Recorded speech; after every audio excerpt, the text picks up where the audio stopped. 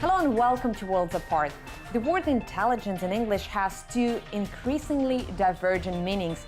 An unrestrained capacity for learning, which is supposed to bring humanity freedom and empowerment, and secretive info gathering, whose ultimate goal is to command and control.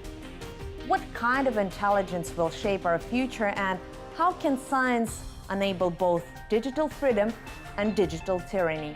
Well, to discuss that, I'm now joined by Michio Kaku, world-renowned physicist and popularizer of science.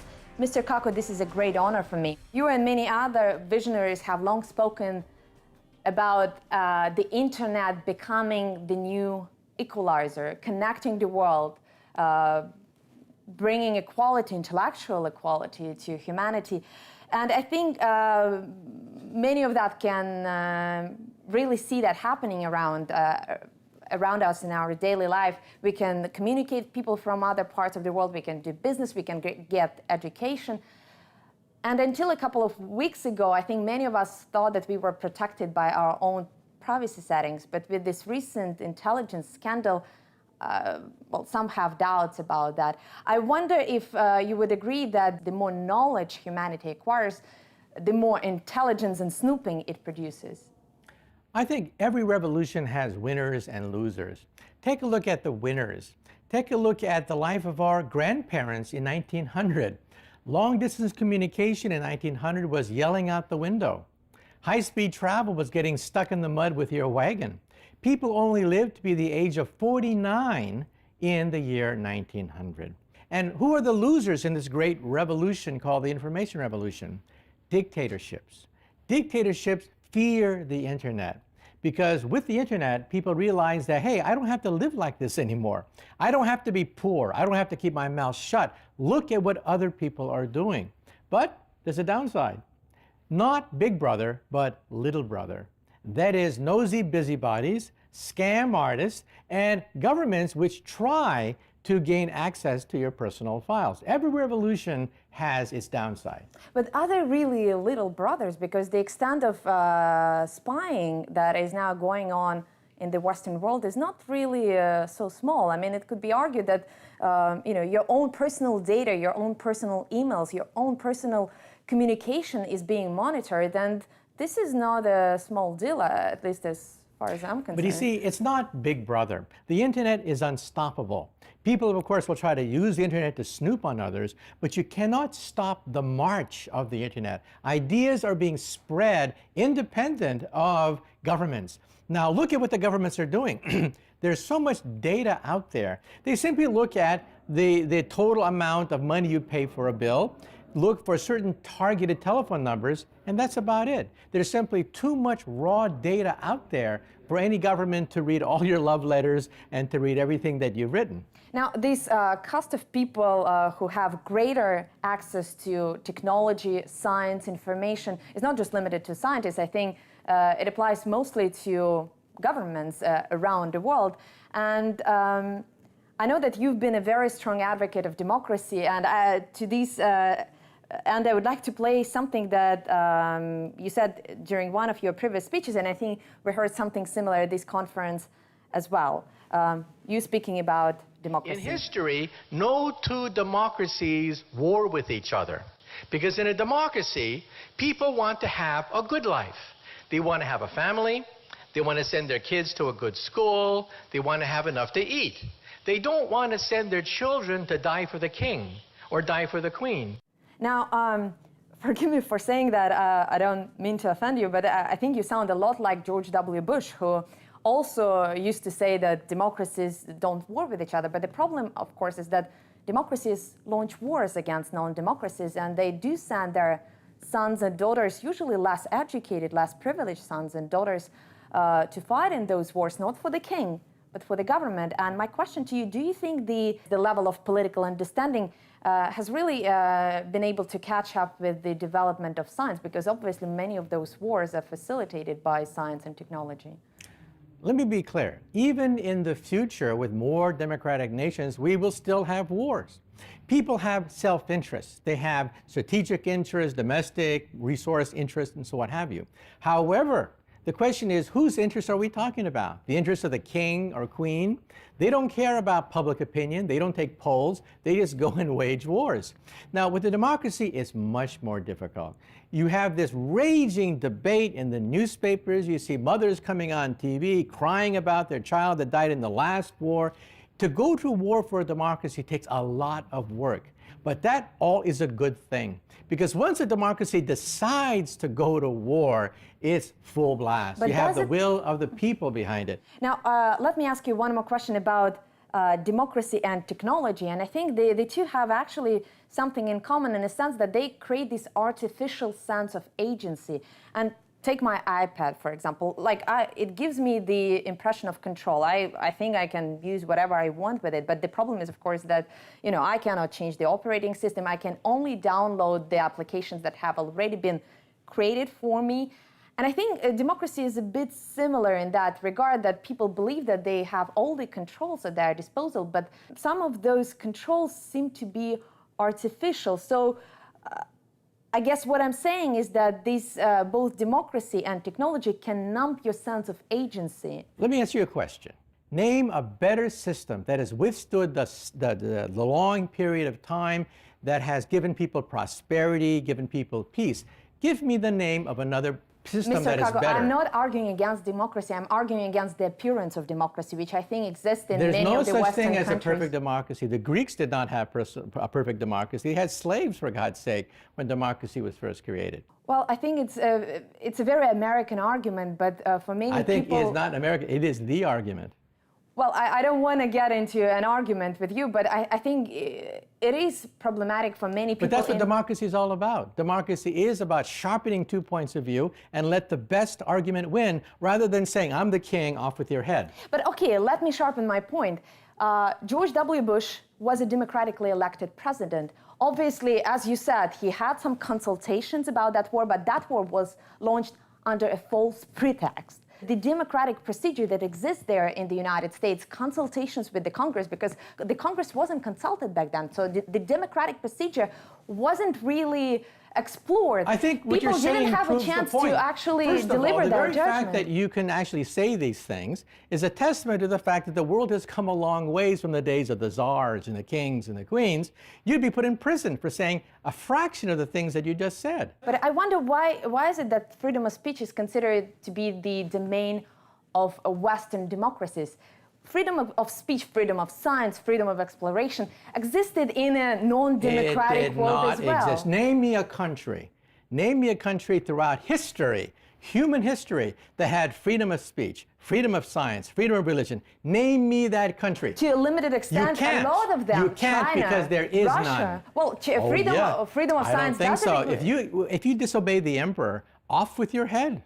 Again, challenging the democratic system could be also very detrimental, and I would like to get your opinion on this IT vigilantism that we've seen over the past few years. Whistleblowers in the United States who blow the whistle on the American system because they believe that Which I think is a good thing. I mean, the very fact that they can go out there rather than being assassinated is a testament to democracy. Isn't that also a case that democracies want to impose that point of view on everybody else? Because what point of view does a democracy want to impose democratic on everybody else? Way of governance, and we've seen a lot of very bloody democracy wants to examples promote democracy, but democracy does not promote a religion. And while a religious group, a fundamentalist group, they want to impose their historical point of view on everybody else, and if you don't agree with it, you get your fingernails pulled out. But Mr. Kaku, it's the same with democracies, and American democracy, I think, is a prime example here, because if you disagree with the American way of living a life,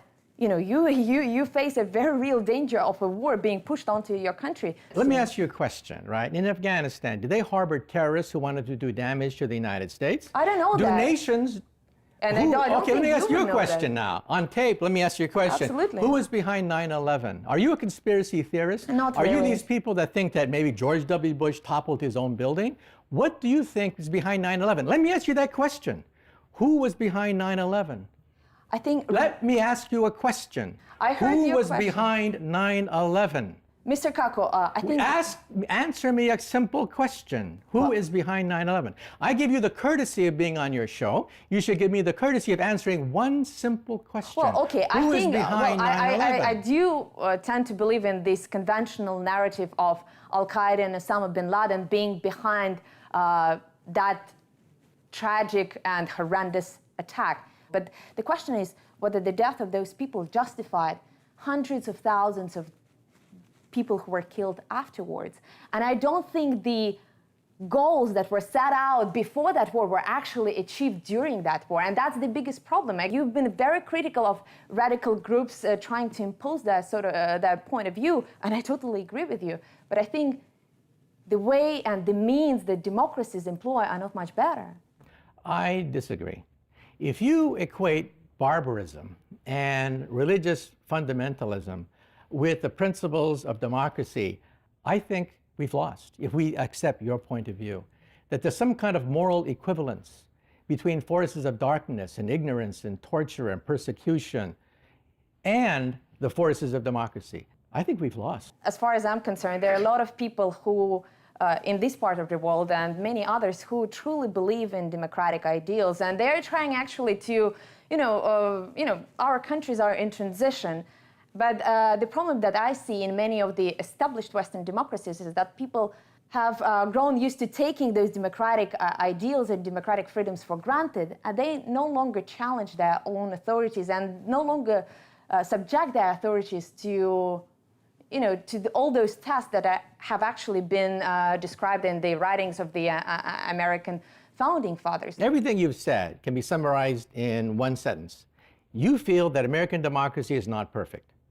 I agree. I'm not going to defend imperfect decisions by an imperfect democracy for positions I don't agree with. I just believe in the principle. The fact that these things were hashed out in the press, I know because I was part of the debate. I know how vigorous the debate was in Congress, in churches. People were debating whether or not we should go to war in the Middle East. And I think that's a testament to the health of the democratic process. And I think I have history on my side. But I'm not asking you about electing a leader once every 4 years. It's not about that. Democracy is not just about going to the polls. I'm asking you... That's the bottom line. Well, I don't think it's the bottom line. It comes down to the vote. When everything is said and done, it comes down to a vote. But why does it have to be once every 4 years? Because the internet allows us, again, to have a vote on every single consequential issue. For example, the American president is considering arming the Syrian rebels. Why not to ask the American people whether they support that decision? The internet gives us that right. After everything is said and done, you have to have rules for the vote. Representation of how many nations, how many people can vote for different kinds of candidates, and how long will they serve. If a president only serves for 6 months, you get chaos. If someone serves for 20 years, you get a dictatorship. You have to have a happy medium. The person should be given the benefit of the doubt that during that period of time, they can carry out policies that people believe in. That's why we don't have government by the internet. Government by the internet would be chaos, because every day a new poll is taken, and of course people are fickle. That's a very interesting idea, but let's elaborate on that right after the break.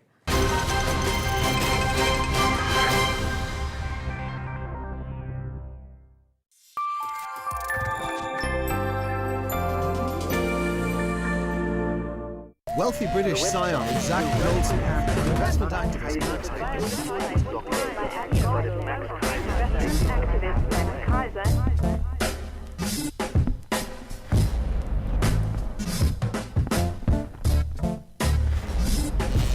Markets, finance, scandal. Find out what's really happening to the global economy with Max Kaiser. For a no-holds-barred look at the global financial headlines, tune in to Kaiser Report on RT. Choose your language. Good morning from me, Kevin Owen. If Bienvenidos a nuestra edición semanal. Choose the news that concerns you. Choose the opinions that invigorate your mind. Choose the stories that impact your life. Choose the access to your RT.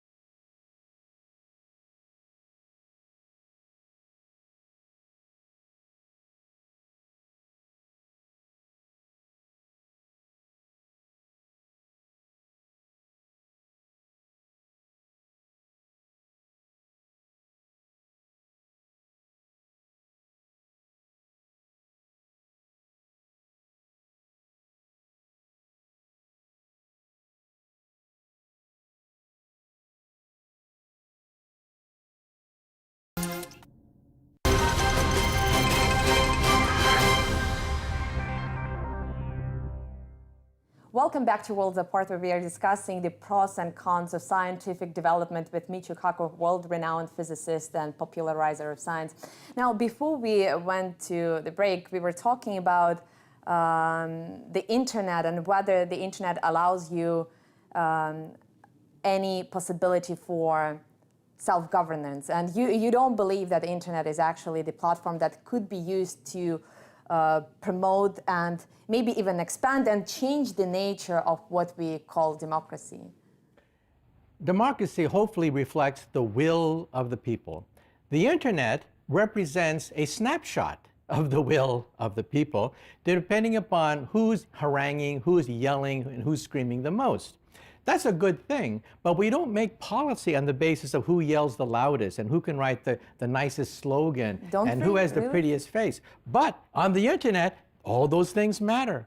And that's why I think you cannot have government by the internet. Just like leafleting. Would you have government by leafleters? But I don't think so, you can because argue that this is the represent the point of view of the leafleteer and the motions of the president. But this is the way presidents are elected. This is a popularity contest to some extent. People appear on political ads. They try to spread their ideas. And if you look at the data... There's a difference. The internet is instantaneous. This barrage of ideas coming at you all the time. A government by the internet would change every second. You don't like somebody, you vote them out. It would be madness, sheer madness to have a government by the internet. But I wonder, why do we have to have those two extremes, you know, electing a president once every 4 or 5 years well, name me an alternative. Well, for example, an alternative would be, again, when you have major decisions about the future of your country or the future of somebody else's country, actually, for that matter, ask the people. It doesn't have to be every single step that will be, you know, decided by the internet voters, but you can have those polls once in a while when the decision is consequential. I disagree, because sometimes the popular decision is the incorrect one.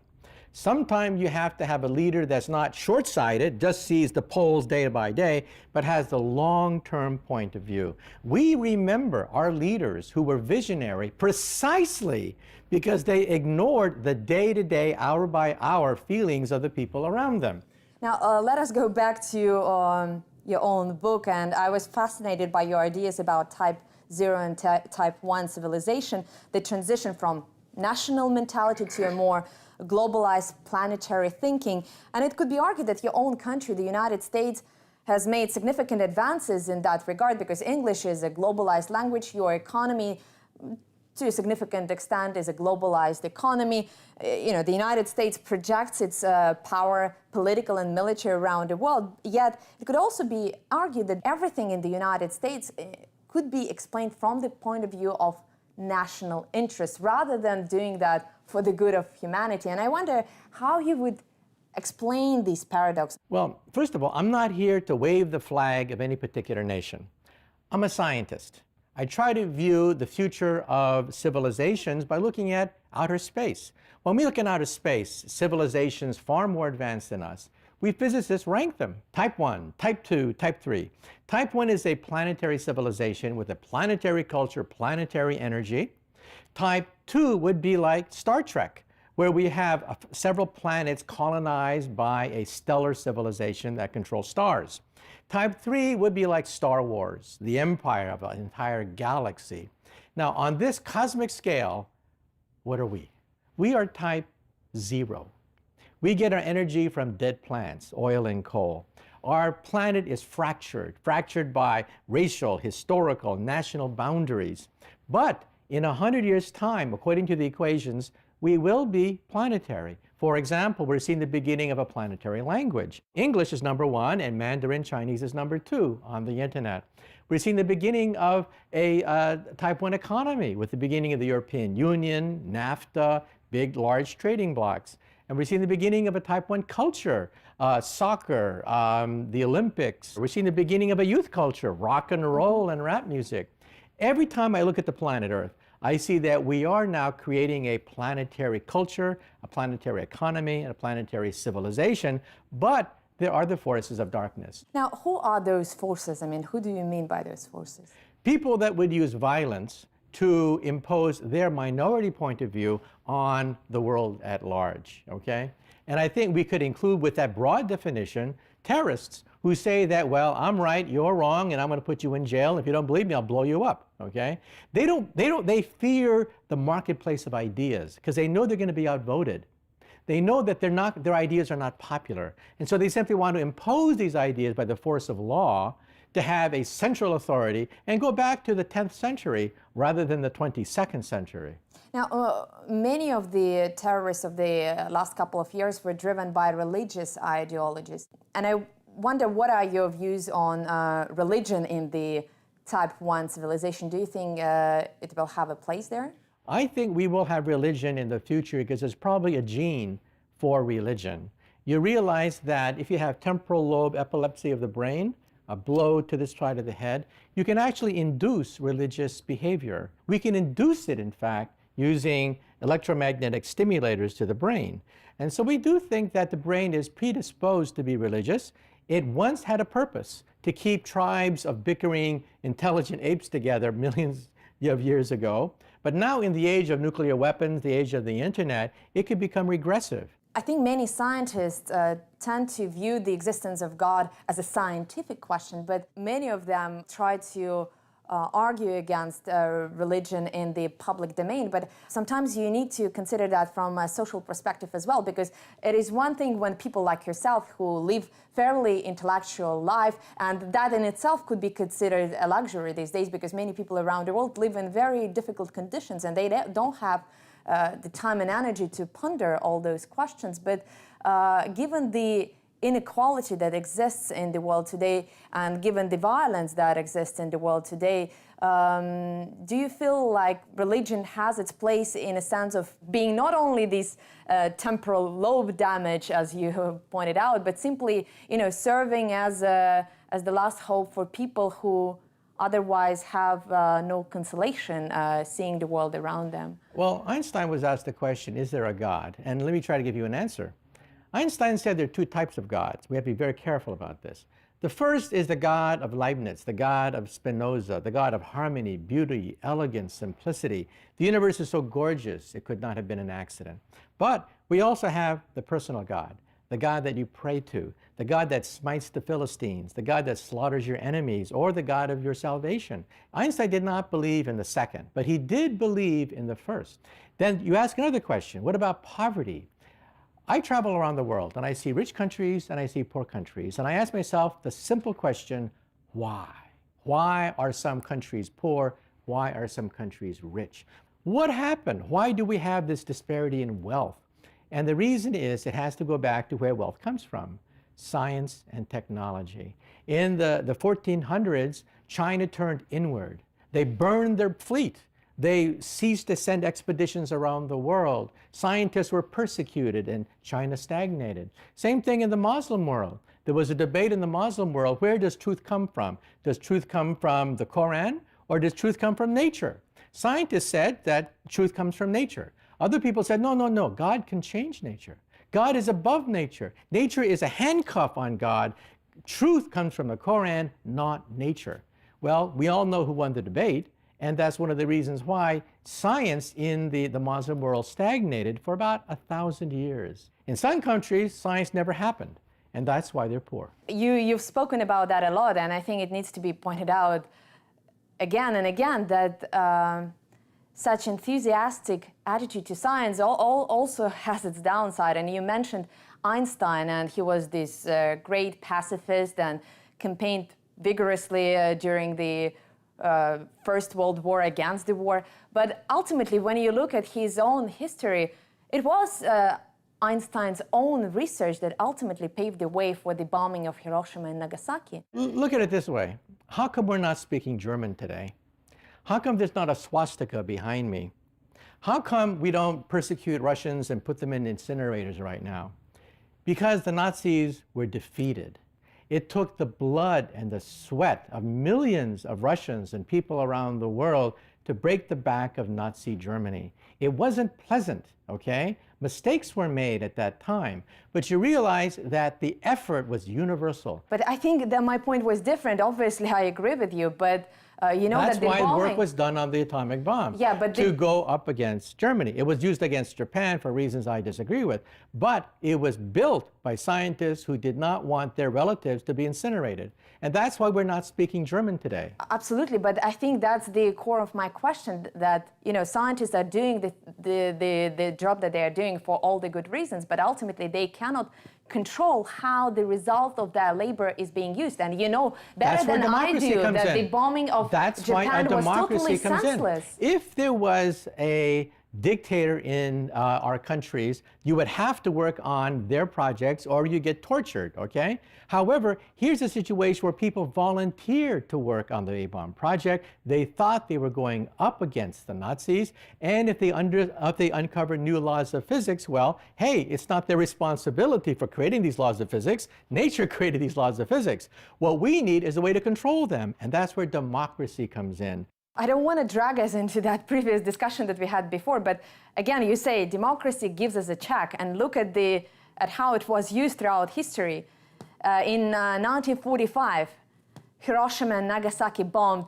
Several 100,000 people died. About 100,000. There are different estimates, but obviously a very large number of people died for no good strategic military reason. So you can argue that democracy failed on that account. Look at Iraq. Okay, the same thing. Hundreds of thousands are being killed. Let me say a few things. First, some of my relatives died in Hiroshima, okay? Many Japanese trace their ancestry to Hiroshima. There was a large migration from Hiroshima to the United States as a consequence. Some of my relatives perished there. Do I hold a grudge? Look, war is not a simple tea party. It's messy.